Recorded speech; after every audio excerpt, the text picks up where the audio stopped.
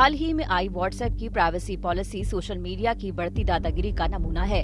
बीते कई बरसों में सोशल मीडिया ने अर्थव्यवस्था से लेकर समाज तक हर हिस्से में अपनी गहरी पैठ बना ली है। ऐसे में इनके बहाने आम लोगों के साथ भी फ्रॉड होने लगे हैं। इसके अलावा भी कोरोना काल में तो डिजिटल का ऐसा दौर आया कि हर कोई पैसे से लेकर काम और पढ़ाई तक सब मोबाइल लैपटॉप पर कर रहा है।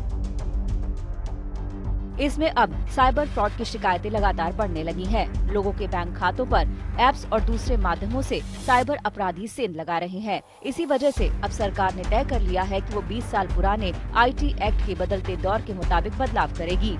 जानकारों का ये भी मानना है कि मौजूदा माहौल में भरोसेमंद डिजिटल माहौल बनाने के लिए सरकार को ये कदम तुरंत उठाना चाहिए। रिवाइज IT एक्ट में हमें कुछ बदलाव लाने की उम्मीद है, जिसमें कॉरपोरेट को कुछ मैंडेटरी कदम उठाने पड़ेंगे, जिससे वो अपने कस्टमर का डेटा सुरक्षित रख सकते हैं। जैसे कि appointment of chief information security officer या CISO।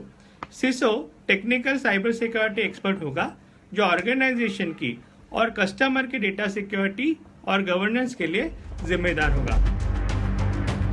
दरअसल IT एक्ट 2000 में बना था और इसमें अभी तक केवल एक ही बार यानी 2008 में संशोधन किया गया था। लेकिन अब इस एक्ट के कई हिस्से स्मार्टफोन और सोशल मीडिया की भीड़ में बेमतलब हो गए हैं। साथ ही अब तो आर्टिफिशियल इंटेलिजेंस, मशीन लर्निंग और वर्चुअल प्रोडक्ट्स के आने वाले दौर में इस एक्ट के कई हिस्से बेमानी हो सकते हैं।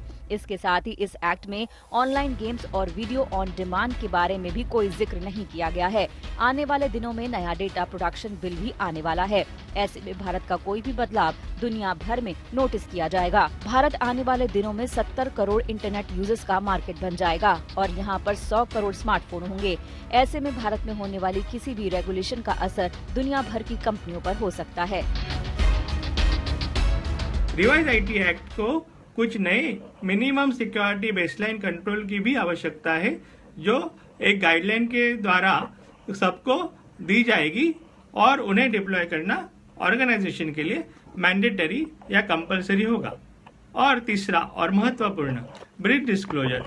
अगर ऑर्गेनाइजेशन हैक हो जाती है या उसका डेटा चोरी हो जाता है, तो ऑर्गेनाइजेशन को ब्रीच डिस्क्लोजर करना भी मैंडेटरी होगा। अगर वो ऐसा नहीं करते तो उन पर फाइनेंशियल पेनल्टी या कानूनी कार्रवाई का भी प्रोविजन नए रिवाइज IT एक्ट के अनुसार होना चाहिए। हालांकि इन बदलावों के बाद ये देखना दिलचस्प होगा कि इनसे सुरक्षा के साथ साथ कारोबार के दरवाजे तो खुले रहेंगे, क्योंकि अगर सख्ती के बहाने कंपनियों पर कानून में बदलाव करके लगाम लगाई गई तो फिर ये दाव उल्टा भी पड़ सकता है।